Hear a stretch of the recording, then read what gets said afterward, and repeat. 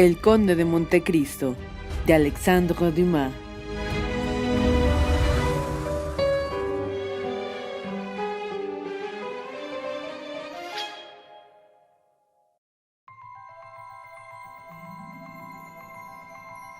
Capítulo 8. Valentina. El lector habrá adivinado seguramente dónde tenía Morrel que hacer y en dónde le esperaban, así que al dejar a Montecristo se encaminó lentamente a casa de Villefort.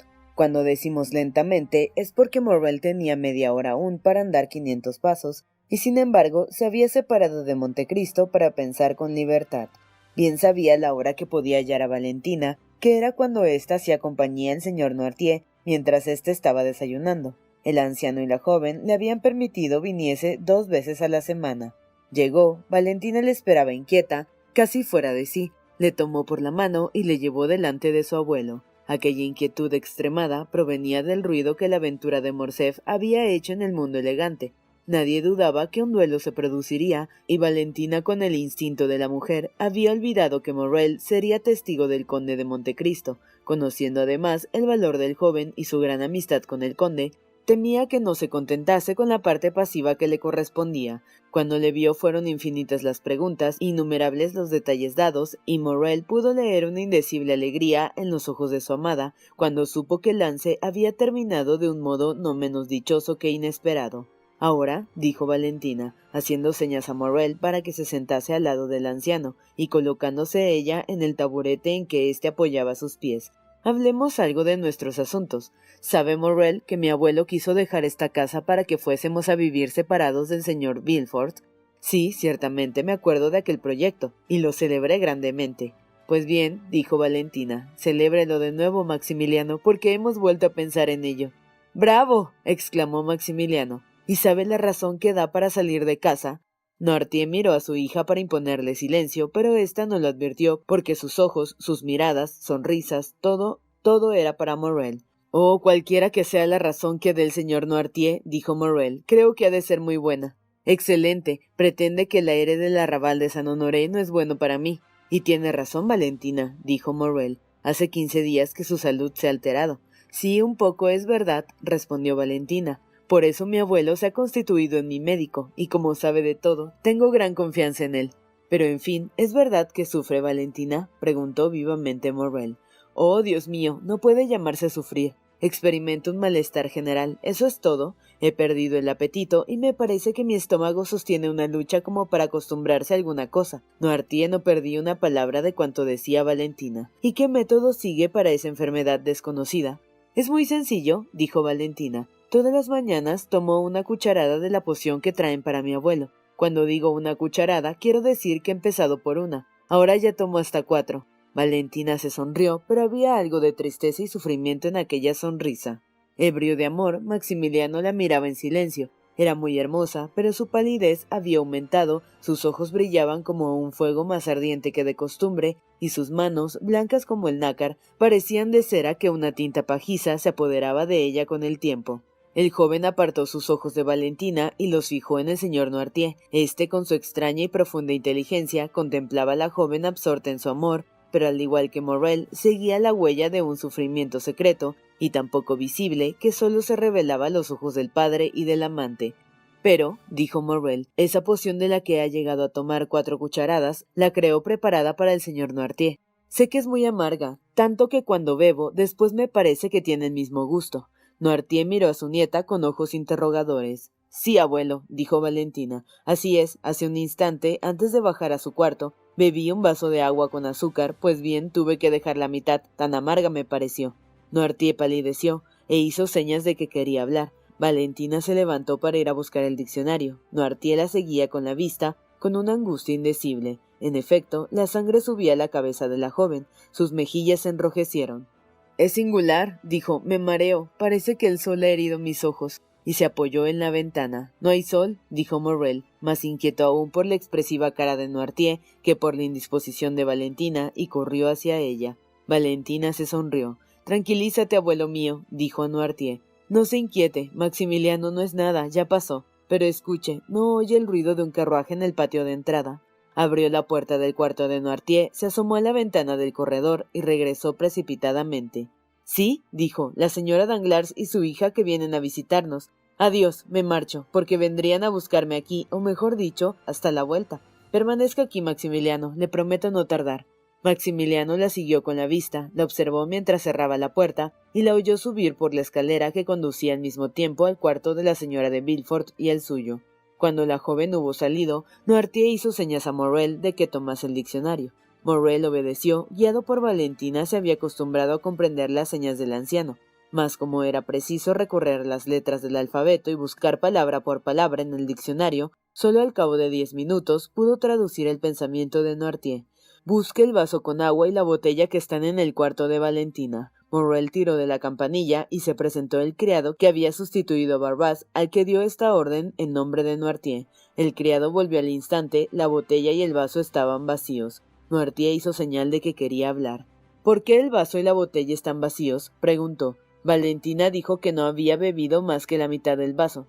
No sé, respondió el criado, pero la camarera está en el cuarto de la señora Valentina, y ella quizá los habrá vaciado. Pregúntele, dijo Morrel, adivinando esta vez el pensamiento del señor Noirtier por su mirada. El criado salió y volvió enseguida. La señorita Valentina ha pasado por su cuarto para ir al de la señora de Villefort, dijo, y teniendo sed bebió lo que quedaba del vaso. La botella la vació el señorito Eduardo para hacer un estanque para sus pájaros.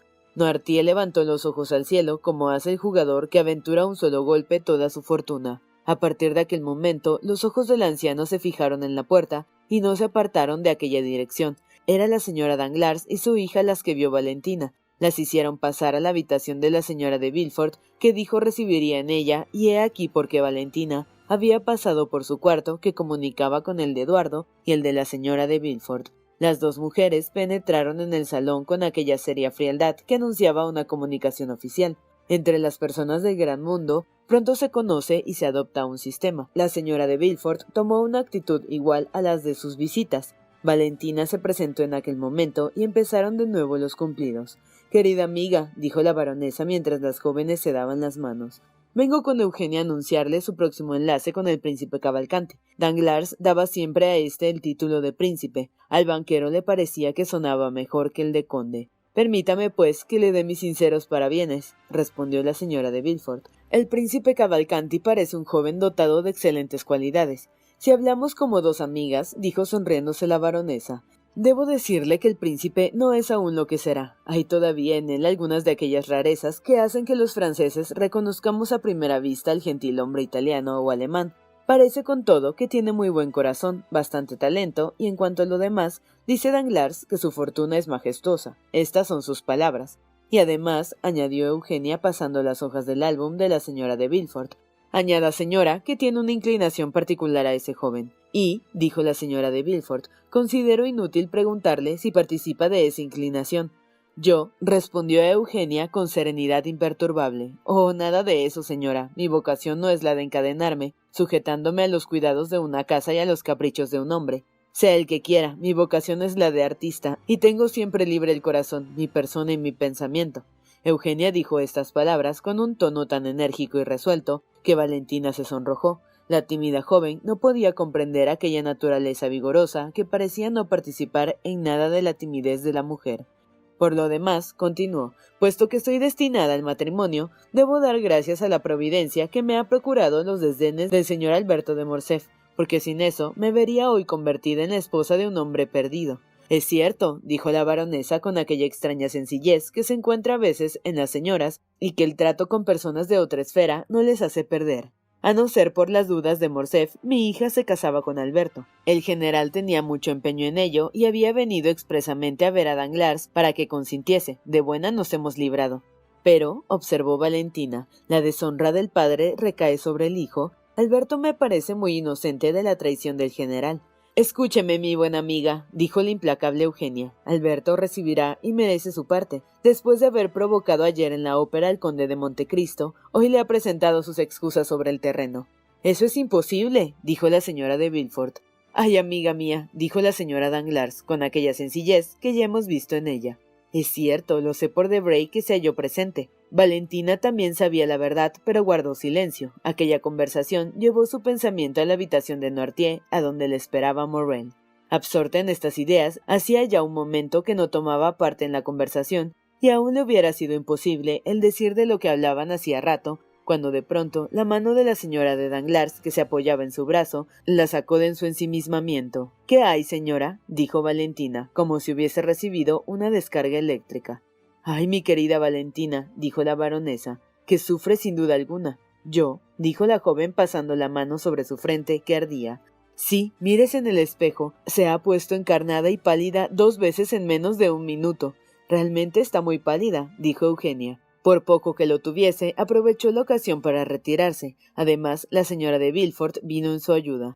«Retírese, Valentina», dijo, «sufre realmente, y estas señoras tendrán la bondad de excusarle. Tome un vaso de agua pura que le hará bien». Valentina abrazó a Eugenia, saludó a la señora de Danglars, que estaba ya en pie para retirarse, y salió.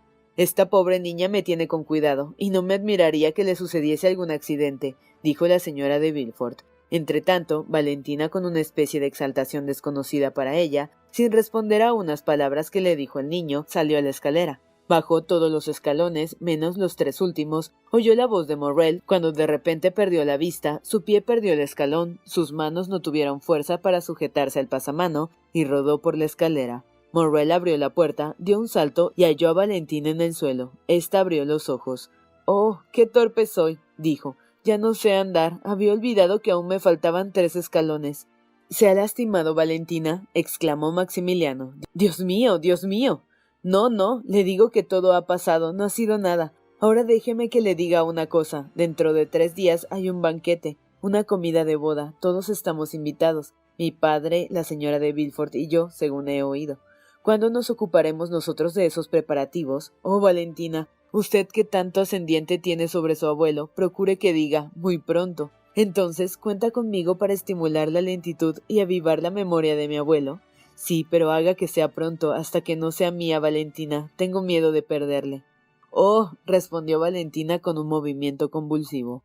«Oh, de veras, Maximiliano, resulta muy miedoso para ser oficial. Usted que se dice que jamás conoció el miedo». Y prorrumpió en una risa dolorosa. Sus brazos se enderezaron retorciéndose, su cabeza cayó sobre el sillón y quedó sin movimiento. El grito de terror que Dios había quitado de los labios del anciano salió de su mirada. Morrel comprendió que se trataba de llamar para que la socorriesen. El joven tiró fuertemente del cordón de la campanilla. La camarera que estaba en el cuarto de Valentina y el criado que reemplazó a Barras acudieron al mismo tiempo.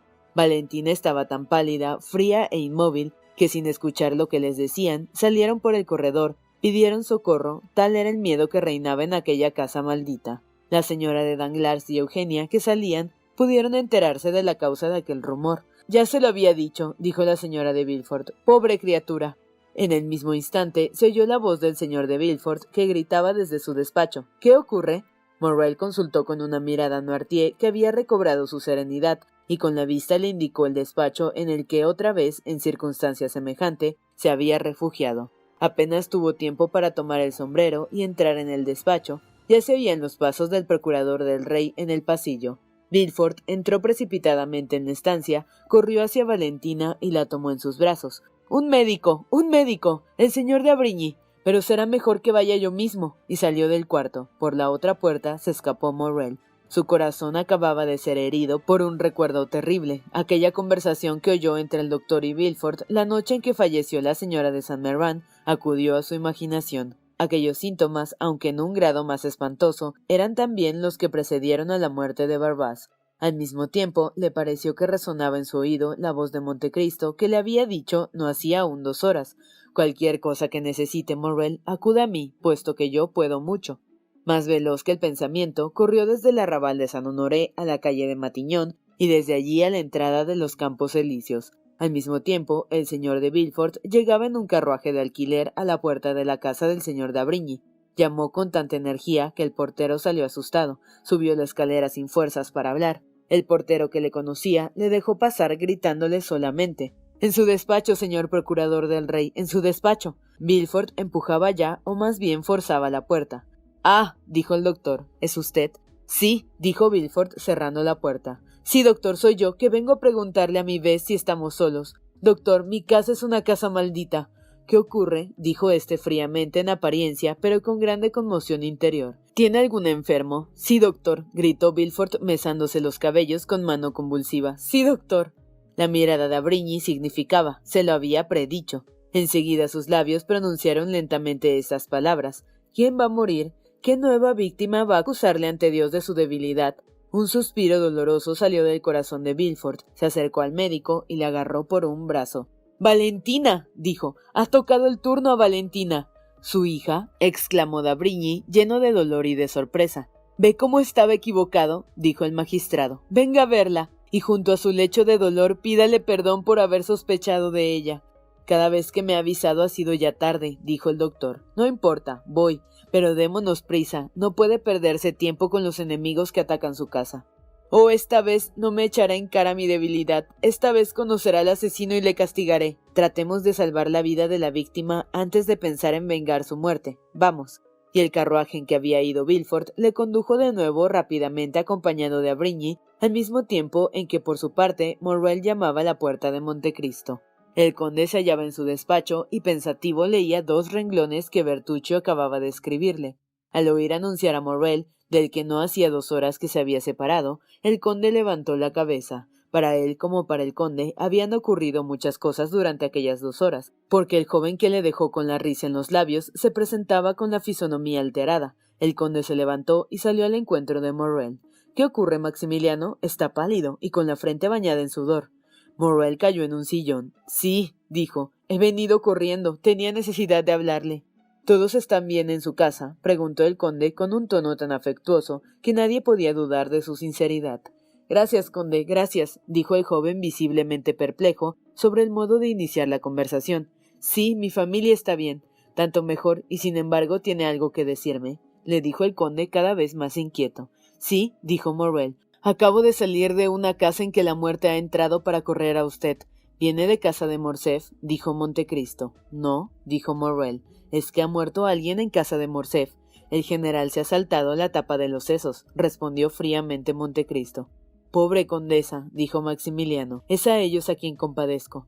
Compadezca también a Alberto, Maximiliano, porque créame, es un hijo digno de la condesa. Sin embargo, volvamos a usted. Venía a decirme algo. ¿Tendría la dicha de que necesite de mí?»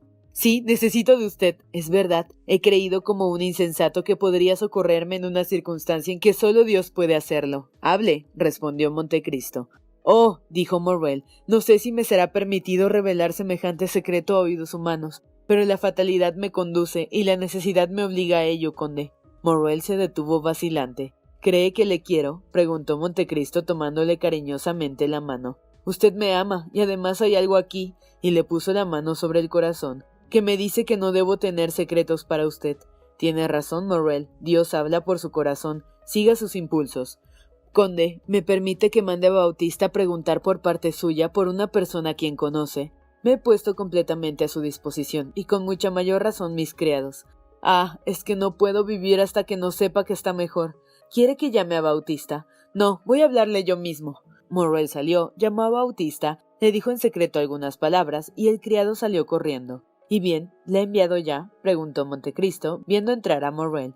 «Sí, y voy a estar algo más tranquilo. Sabe que estoy esperando», dijo Montecristo sonriendo.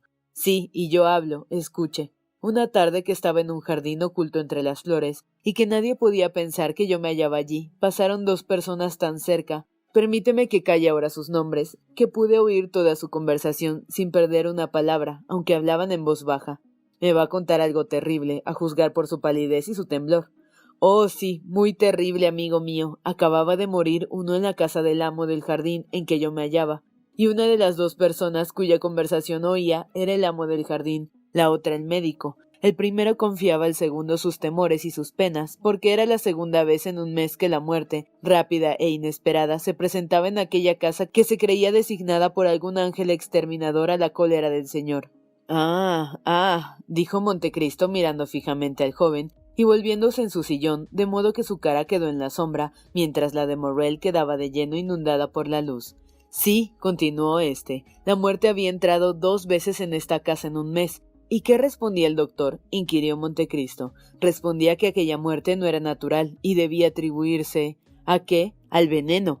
«¿De veras?», dijo Montecristo con aquella tos ligera que en los momentos de gran emoción le servía para disimular, ya sea lo sonrosado o pálido de su rostro, ya sea la tensión misma con que escuchaba. «¿De veras, Maximiliano? ¿Ha oído todas esas cosas?». Sí, querido conde, las he oído, y el doctor añadió que si un suceso como este se repetía, se creería obligado a darle parte a la justicia.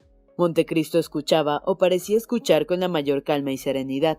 Y bien, la muerte se ha presentado por tercera vez, dijo Maximiliano. Y ni el amo de la casa ni el doctor han hecho nada. La muerte va a asestar un cuarto golpe, conde. ¿A qué cree que me obliga el conocimiento de este secreto?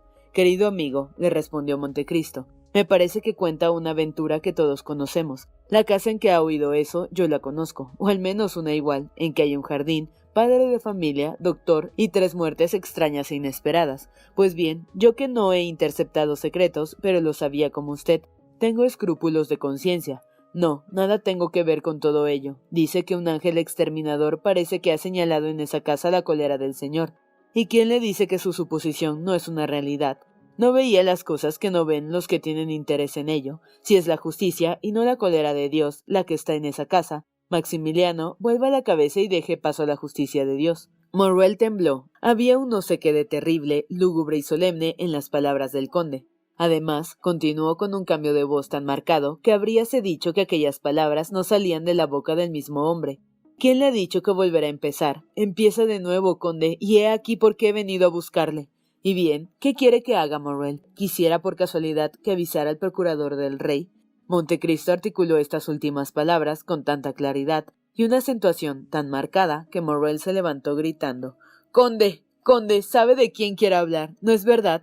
«Desde luego, mi buen amigo, y voy a probárselo indicándole las personas. Se paseó una tarde en el jardín del señor de Villefort, y según lo que me ha dicho, presumo que fue la tarde de la muerte de la señora de Saint-Mervan. Ha oído a Villefort hablar con d'Avrigny de la muerte del señor de Saint-Mervan, y de la no menos espantosa de la baronesa. El doctor decía que creía ver en aquello un envenenamiento, y he aquí usted, hombre de bien por excelencia, hace 2 meses ocupado de sondear su corazón, de saber si debe revelar este secreto o callarlo. No nos encontramos en la Edad Media, amigo querido, y no hay Santa Bema, ni jueces francos. ¿Qué diablos quiere con esa gente? Conciencia, ¿qué me quieres? Como dice Sterne.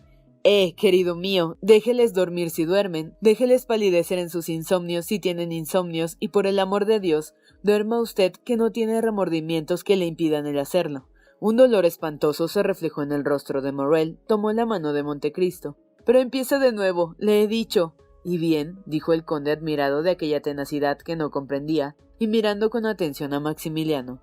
Deje que empiece, es una familia de atridas. Dios les ha condenado y sufrirán su sentencia. Todos desaparecerán como frailes que los niños hacen con las cartas y que caen con un soplo aunque sean 200. Hace 3 meses fue el señor de Saint-Mervan, poco después su mujer, hace unos días Barbás, y hoy será el viejo Noirtier o la joven Valentina. «Usted lo sabía», exclamó Morrel con un terror tal que el propio Montecristo, que si hubiese visto hundirse el cielo hubiera permanecido impávido, tuvo que estremecerse y temblar. «Lo sabía y nada me ha dicho». «¿Y qué importa?», respondió Montecristo. «¿Conozco yo acaso a esa gente? Y es preciso que pierda a uno por salvar a otro. Por vida mía que entre el culpable y la víctima no sé a quién dar la preferencia. Pero yo, gritó Morrel fuera de sí, yo la amo». «¿Usted ama? ¿A quién?», dijo Montecristo tomando las 2 manos que Morrel elevaba al cielo. «Amo como un insensato, locamente, como un hombre que daría toda su sangre por evitar que derramase una lágrima. Amo a Valentina de Villefort, a quien asesinan en este instante, ¿lo oye? La amo y pido a Dios y a usted que me ayuden a salvarla». Montecristo dio un grito parecido al rugido del salvaje y exclamó: «¡Desdichado! Amas a Valentina, a esa hija de una raza maldita». Jamás había visto Morrel semejante expresión, jamás mirada tan terrible se había presentado ante sus ojos, ni el genio del terror que tantas veces aparecía en los campos de batalla y en las noches homicidas de Argelia se había presentado con fulgor más siniestro. Se quedó aterrado. Montecristo, después de pronunciar aquellas palabras, cerró un momento los ojos como alucinado por una revelación interior. Durante un instante permaneció recogido en sí, con tal poder que poco a poco se vio sosegarse su alterado pecho.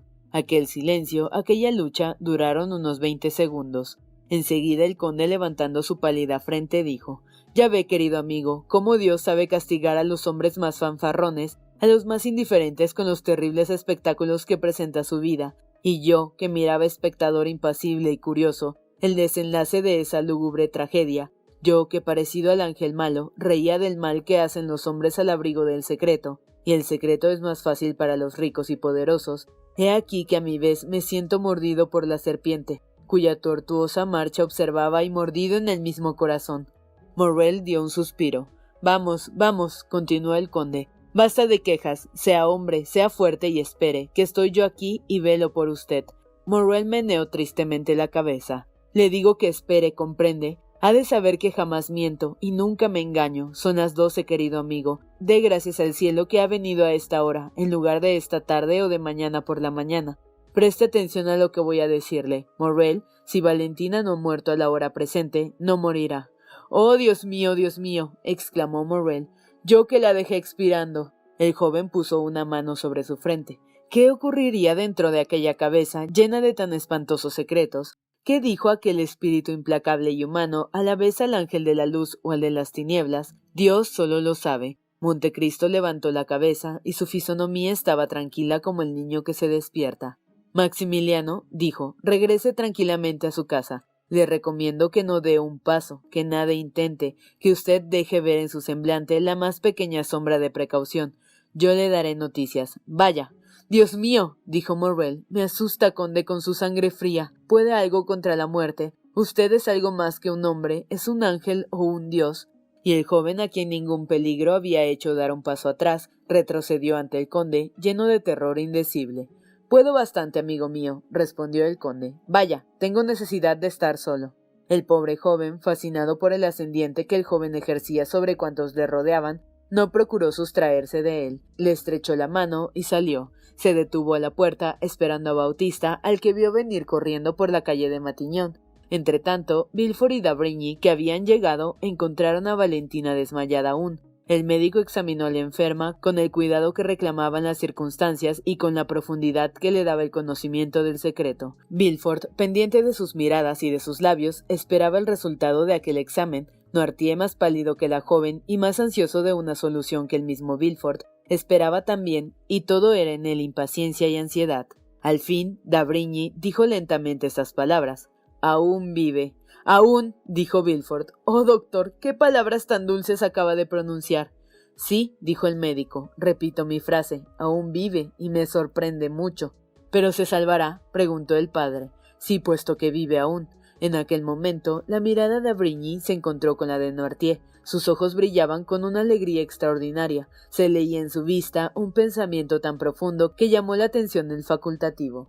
Dejó caer de nuevo en el sillón a la joven, cuyos blanquecinos labios apenas se distinguían de su rostro, y permaneció inmóvil mirando a Noirtier, por el que todos los movimientos del médico eran comentados y comprendidos. «Caballero», dijo d'Avrigny a Villefort, «llame a la doncella de Valentina, se lo ruego». Villefort dejó la cabeza de su hija, que sostenía en sus manos, y fue él mismo a llamar a la doncella. En el momento se cerró la puerta. d'Avrigny se acercó a Noirtier. «¿Quiere decirme algo?», le preguntó. El anciano cerró y abrió prontamente los ojos. Era la única señal afirmativa que podía hacer. «¿A mí solo?». «Sí», dijo Noirtier. «Y bien, entonces me quedaré con usted». Villefort entró seguido de la doncella y tras esta la señora de Villefort. «¿Pero qué le ocurre a esta niña querida?», dijo. «Salió de mi cuarto. Se quejaba, decía que estaba indispuesta, pero nunca creí que fuese cosa tan seria».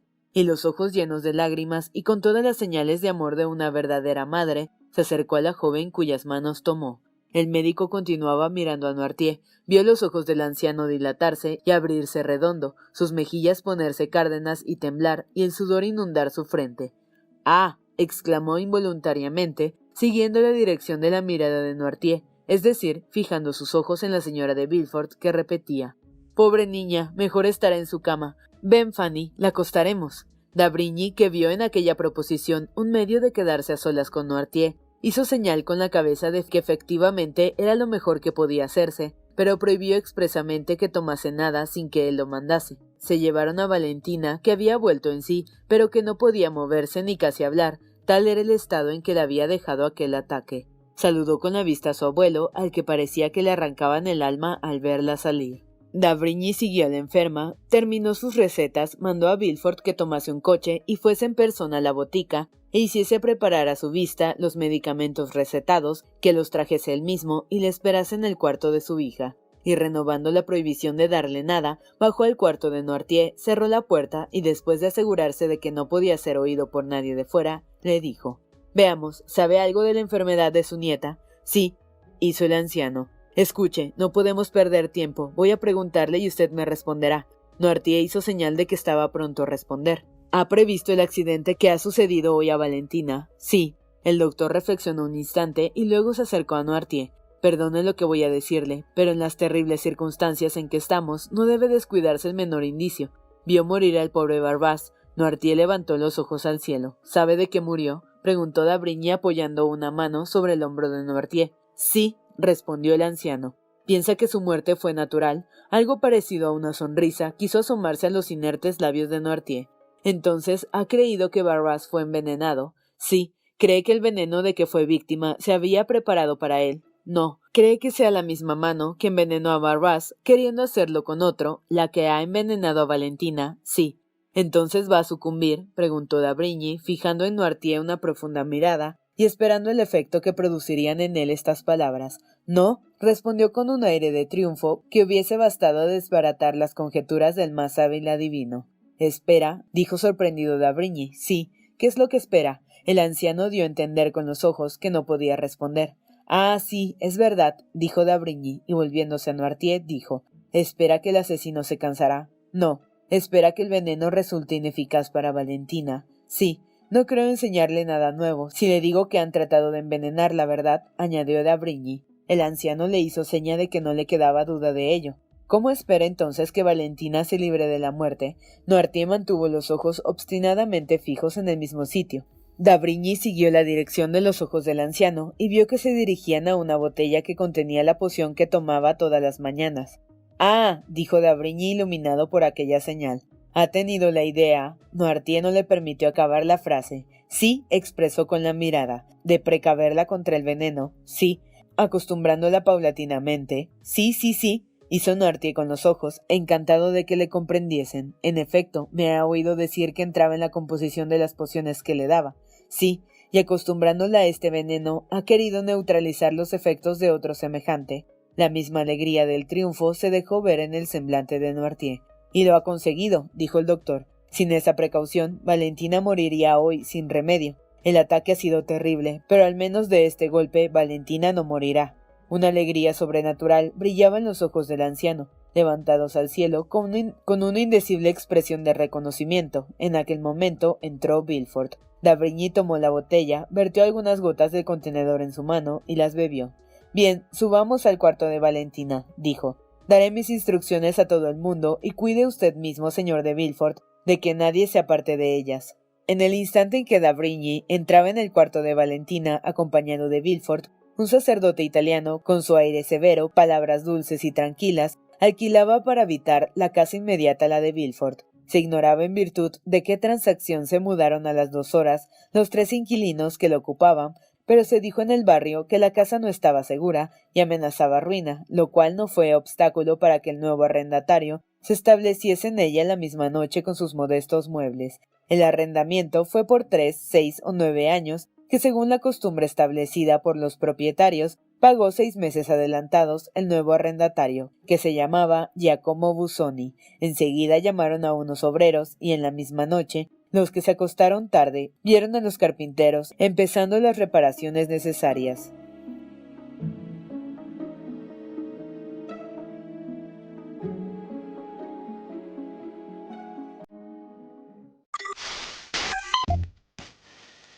No te pierdas la continuación de esta historia. Capítulos todos los lunes, miércoles y viernes. ¡Suscríbete! El Cuentero, con historias para tus oídos.